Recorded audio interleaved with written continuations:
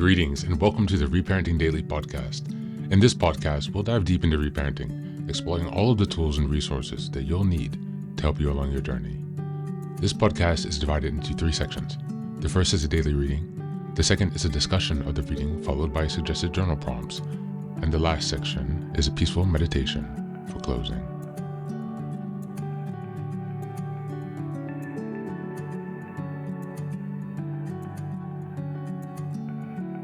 Good morning, good afternoon, and good evening from whenever and wherever you're joining us today. I'm so glad that you're here as we continue on this journey of self-expansion and growth. If this is your first time, welcome. Before we dive in, a quick reminder. Like, share, and subscribe to this podcast on Apple Podcasts, Spotify, and YouTube.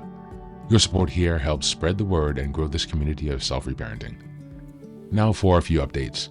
First, I'm excited to introduce our Patreon community, where for a small monthly fee, you can join us for 3 weekly reparenting support meetings. Sundays, we have a guided meditation for emotional grounding. On Tuesdays, we have a book club discussion for deeper discussions and growth. And on Thursdays, we have open topic conversations for real-time support on any topics that may come up. You can find all of the details about what's included in this community by going to the Reparenting Daily website and checking out the community tab. In addition, we now have a WhatsApp support group, a global network of fellow travelers available anytime you need encouragement, guidance, or a simple connection. This is just one of the many ways we're building a strong, supportive space for your reparenting journey. The next announcement is that I've just released my first few books. The first is the Reparenting Daily Journal, a structured 365-day guide to help you work through reparenting day by day. Starting in 2025, each month focuses on a key theme with weekly sub-themes. The Reparenting Daily podcast episodes align with the journal, making it an interactive and immersive experience to help you stay focused and ensure real progress this year. Now for the next announcement, I'm thrilled to introduce Fairy Tales for Reparenting Daily, a collection of 3 books inspired by Jungian analysis, mythology, philosophy, psychology, and most importantly, the work of Marie-Louise von Franz. These short, simple stories are designed to help you reconnect with your inner child and experience healing through storytelling. What makes these books unique? Well, at the end of each story, there's a deep dive analysis exploring its themes, explored by journal prompts to help you reflect on how these lessons relate to your personal journey. All of these books are now available on Amazon, so go ahead and take a look and support this project. Reparenting is a journey of growth, iterative change, and continuous improvement. Much like nurturing the bonsai tree, it requires patience, care, consistency, and attention. Thanks for being here and supporting this work, and for committing on your journey of self-expansion. Now, without further ado, let's dive into today's practice. Today, we're going to have 2 readings, one from the Bible and one from the Bhagavad Gita.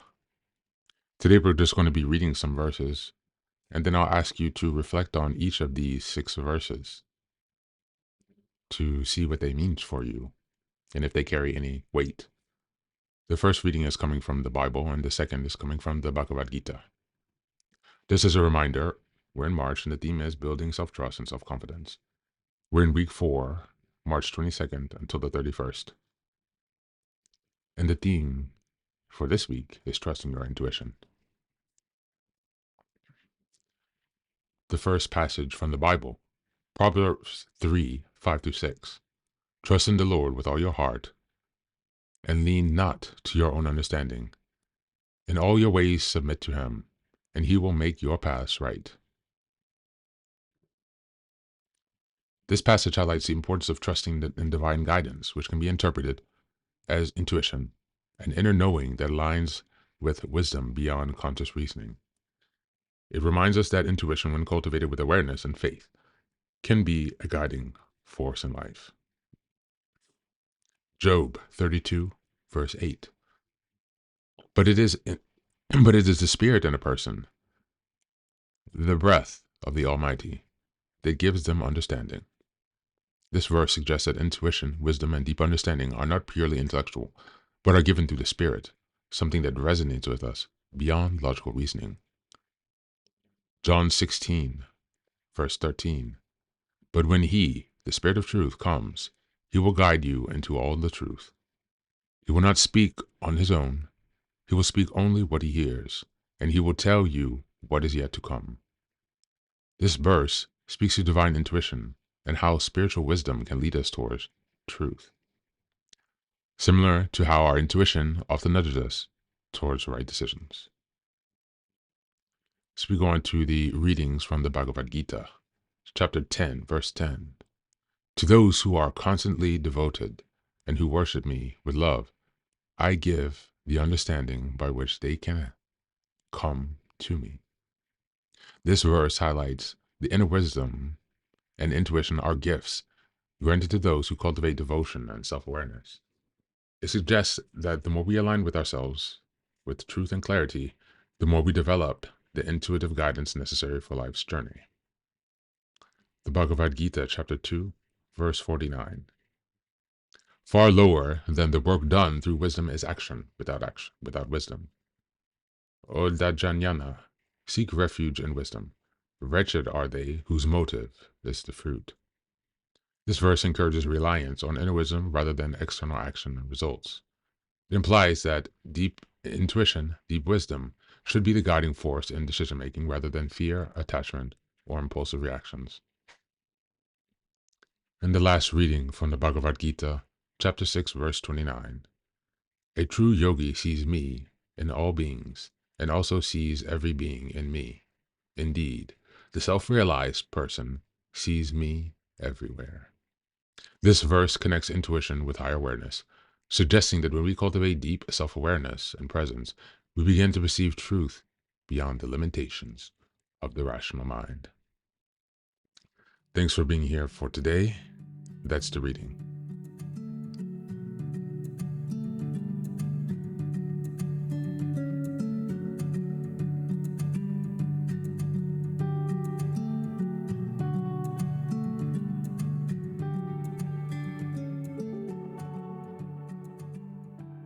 Welcome back.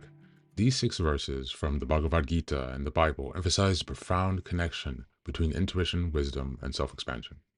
You see, both texts highlight that true understanding is not solely derived from logic or external sources, but is cultivated through trust, self-awareness, alignment with higher wisdom.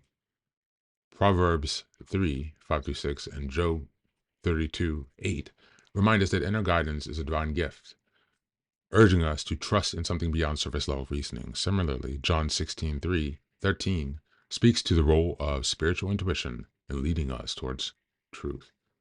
The Bhagavad Gita reinforces this message by encouraging a reliance on wisdom over impulsive action, chapter 249, and showing how devotion and self-awareness redefine our ability to perceive deeper truths, chapter 10, verse 10, chapter 6, verse 29.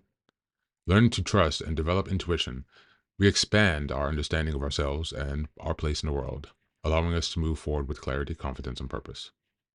Self-expansion occurs when we cultivate inner wisdom rather than being driven by fear, doubt, or external pressures. These scriptures emphasize that true knowledge is not just intellectual. It arises from experience, reflection, and deep inner listening. When we attune ourselves to intuition, we open the door to a more aligned, fulfilling life, where decisions come from clarity rather than confusion. Intuition is not just about making the right choices. It's about seeing life with a deeper sense of awareness and connection. As we trust ourselves more, we also free ourselves from attachment to outcomes, allowing for growth, transformation, and self-realization. Expanding the self is, therefore, not just about getting knowledge, but about redefining the ability to listen, discern, and act in alignment with our inner truth. As we go onto the journal prompts today, number 1, reflect on a time when trusting your intuition led to positive outcome. How did it feel, and what did you learn from that experience? Number 2, how can you strengthen your connection to your inner wisdom? What daily practices or habits can help you tune into your intuition more deeply? And number 3, what fears or doubts prevent you from fully trusting your intuition? How can you work through them to expand your sense of self and confidence in your decision making? That's it for today. As always, thanks for being here. Take care of yourself, and please do be well.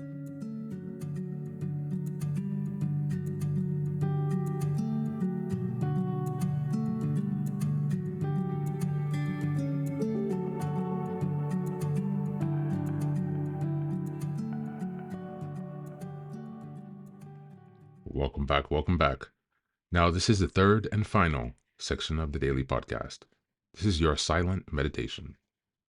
Please go ahead and find a space where you can be comfortable and undisturbed, where you can relax and spend some time with yourself for this 10-minute silent meditation.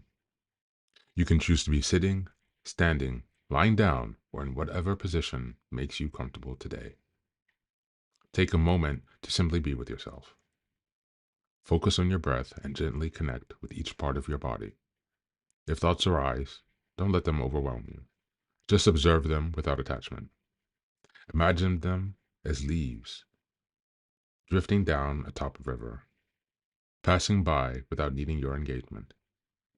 Stay present, grounded, and open to this moment, no matter what time you are listening and practicing this meditation. Namaste.